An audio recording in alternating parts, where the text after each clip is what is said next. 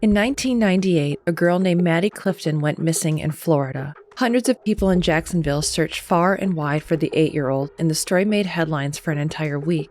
But while camera crews and volunteers searched every alleyway and suburb, Maddie was actually right under their noses the whole time. After days of relentless searching, the girl finally turned up in a place no one thought to look, underneath the bed of a 14-year-old boy. But the discovery was not a happy one. Maddie was dead and had been for an entire week. She had been murdered by the boy the week prior. As details began to emerge, the entire nation quickly became horrified at what this boy had done. The most unsettling part about this was that the murderer was just a child himself. At only 14 years of age, the boy had somehow managed to kill 8-year-old Maddie, hide her body, and escape the consequences of his actions, at least for a few days.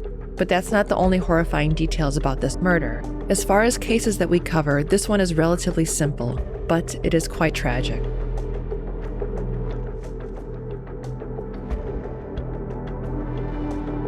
Maddie Clifton's short life. Maddie Clifton was born in 1990 in a nation that was markedly different compared to today's America. It was a simpler time, a nostalgic era that many of us look back on fondly. It was a safer time, or at least that's what Maddie's parents thought.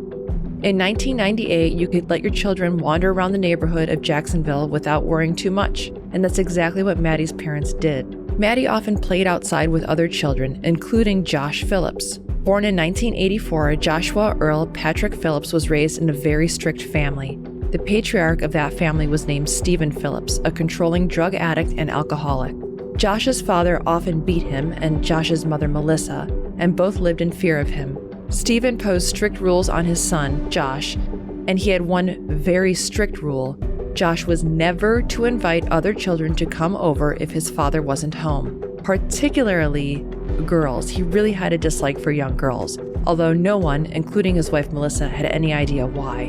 But it doesn't really matter why. What matters is that Josh knew this about his father's house rules and general distaste. Outside of his difficult family life, Josh was described as an average student who was quiet, friendly, and silly at school. On November 3rd, Josh's father wasn't home when Maddie spotted him playing baseball in the yard. She asked if she could join in. This wasn't the first time they had played together, as the pair were friends. Even though Josh knew his father wouldn't allow it, he let her play. Little did the children know that this innocent game would lead to Maddie's murder. According to Josh, he accidentally hit her in the face with a baseball. The ball apparently hit her in the eye, causing her to bleed.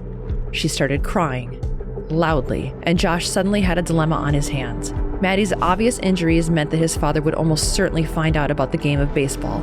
In other words, his father was going to find out that Josh had broken the rules with the little girl, no less. In order to stop his father from beating him in another drunken rage, he needed to make Maddie stop crying, but she wouldn't stop, so he panicked and dragged her into his home.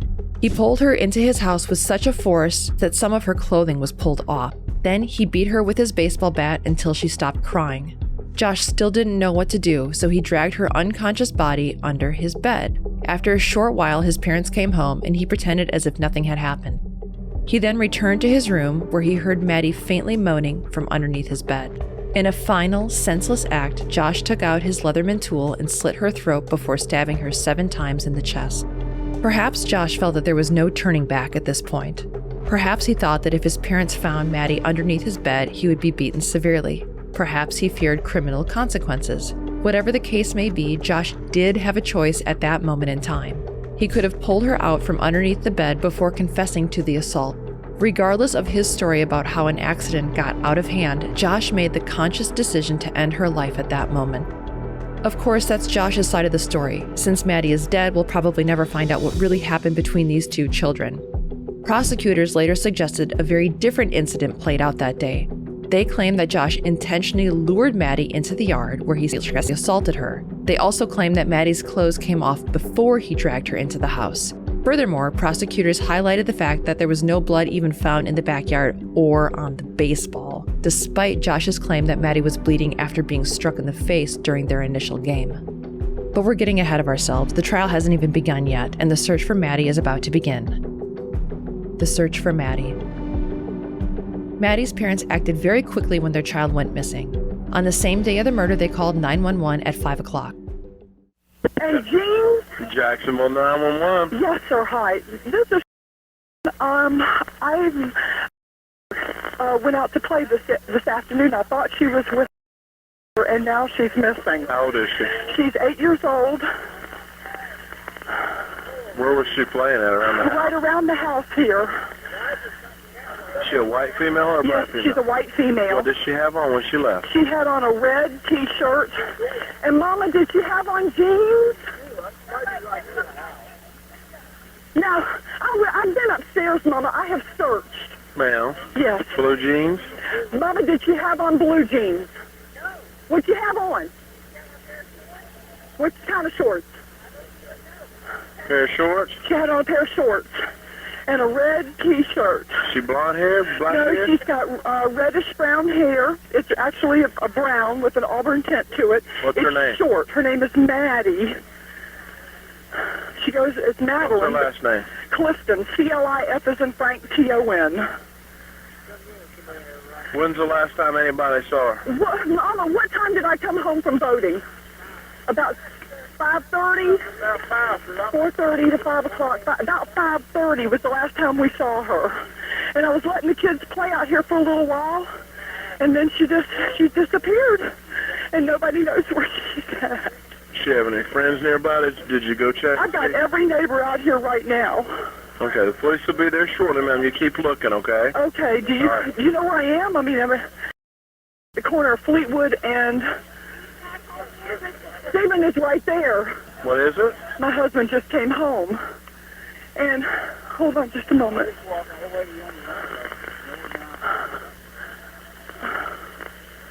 Honey, Maddie is gone. No. Okay, my husband just pulled up, but she's not with him, of course. Okay, the police are going to be there shortly, ma'am, okay? Thank you. Bye-bye. Bye. Things would go from bad to worse for Maddie's parents. For the next 6 days, they lived in a state of complete uncertainty. No one could find the little girl, and they didn't know whether she was alive or dead. Even as police worked around the clock, the volunteers flocked in from around Florida to help. The local news organization also did their part, and Maddie's disappearance was national headlines. Missing persons flyers were plastered over every pole and bulletin board throughout the Jacksonville area. People wore special t-shirts emblazoned with Maddie's face. The National Guard even walked through Jacksonville's sewer system, searching for anything that could provide answers. When the police failed to find answers, the FBI was called in. A $100,000 reward was offered to anyone who could provide information that led to Maddie's discovery. One of the most upsetting parts of this search effort was Josh's involvement. He was out there with the rest of the volunteers, searching high and low for a girl he knew was slowly decomposing underneath his bed. Josh claimed that he was in complete denial during this period, later stating, "I was putting myself in a fantasy world that nothing had happened. That was my defense mechanism for everything when I was a kid. I never made the decision to ignore it, I just did." Maddie's parents never rested, writing letters, working with volunteers, and giving interviews to the press.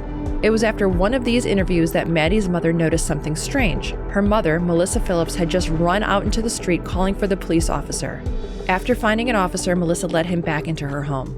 At this point, Maddie's mother had no idea what Melissa had just discovered. On November 10th, a full week after the murder, Melissa walked into her son's room and noticed that his waterbed seemed to be leaking. She searched for the source of the leak, but found something much worse. Maddie's body was underneath her son's bed.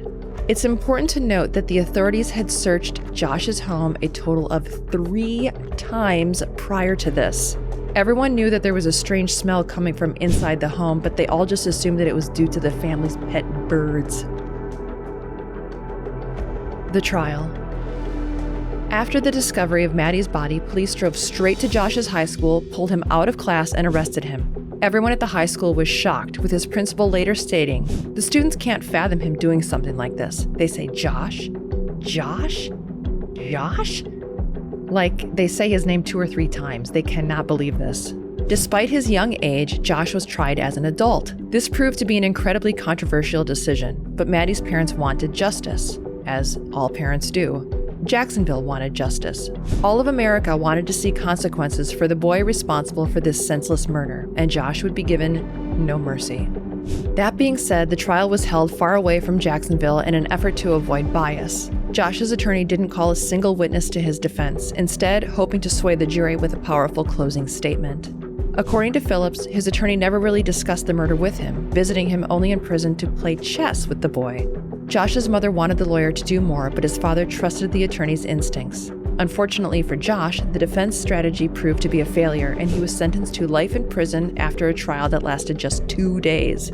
The jurors took just 2 hours to convict him, and that was that. Josh would be spending the rest of his life in prison without the possibility of parole. But sentencing a juvenile to life without parole was ruled unconstitutional in 2012, so Josh became eligible for resentencing shortly thereafter. However, the initial sentence was upheld, ensuring that he would spend the rest of his life in prison. During the resentencing hearing, Phillips had a chance to apologize directly to Maddie's parents. This is for the family of Maddie Clifton. I've wanted to say this for a very long time, and I'm grateful that this chance to do so in person has arrived. I don't pretend to know or understand your pain or to grasp the void that I have created in your lives. I can say this: I do understand pain. I have become quite intimate with suffering. Growing up in prison, I have seen many dark things, and I've been to some dark places. Many times throughout this journey, I came dreadfully close to ending my life just to escape it all. During these times, I was embroiled in a flurry of emotions and feelings: guilt, despair, pain, hopelessness, fear, and shame. Each time, I was somehow able to continue on, mostly because I couldn't stand to put my mother through any more trauma. She's been through enough. There were times that I was angry at her because I couldn't end my pain because of her love. Yet now, I'm eternally grateful to her. I'm grateful to her because as I've grown up, I have learned the value of life. I've learned to see the beauty and joy in a world full of strife and experience the truth of unconditional love. I wish to God that I could have known this or understood it when I was 14. Had I then, none of this would have come about. I had no clue what life meant, what death meant, nor the depths of suffering that could follow one act. I had no inkling of how long that suffering could last.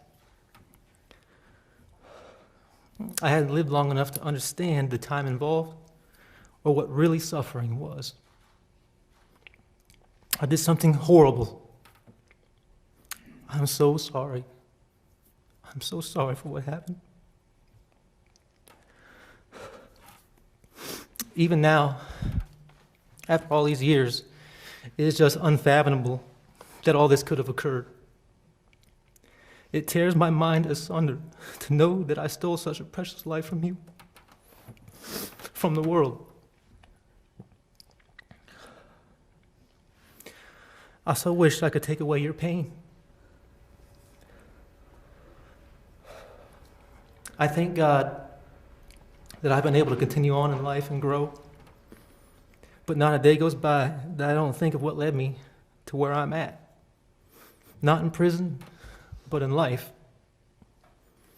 I pray every day that you're able to live your lives in spite of the injury I've caused you. I'm supremely grateful to have an opportunity at physical freedom.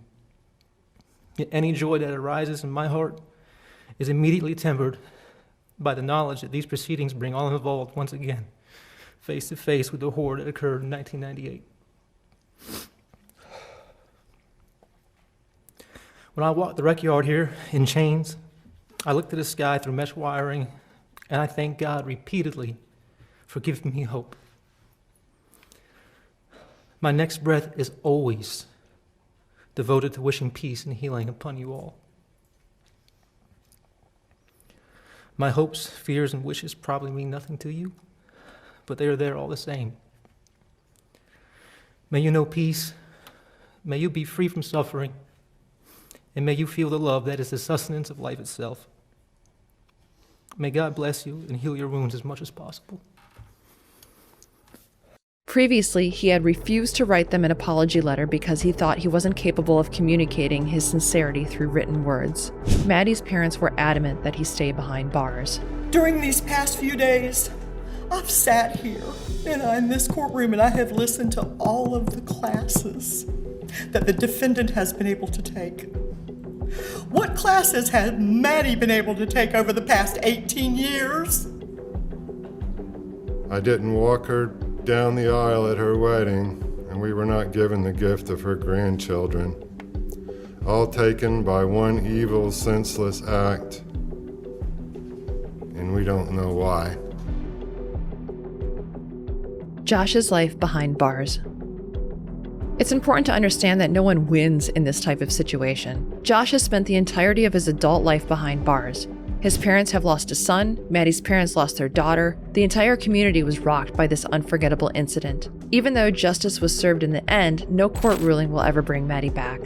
There are those who have argued that the court was too harsh on Josh. Sheriff Nat Glover originally advocated for Josh's life sentence, but later regretted it, stating, "I know some people thought the original sentence was appropriate, but that was a tough sentence for someone that young. I never got the feeling that it was a malicious, mean-spirited, calculated murder. It was kind of an impulsive act that, given a different set of circumstances, would never have happened." State Attorney Harry Schulstein also voiced similar regrets. Technically, Phillips could get a parole in 2023. And to his credit, Josh has made the most of his life behind bars, taking college classes and eventually becoming a paralegal for his fellow inmates. The prosecution later admitted he was a model prisoner. As of right now, it seems as though that'll be the only life he ever experiences.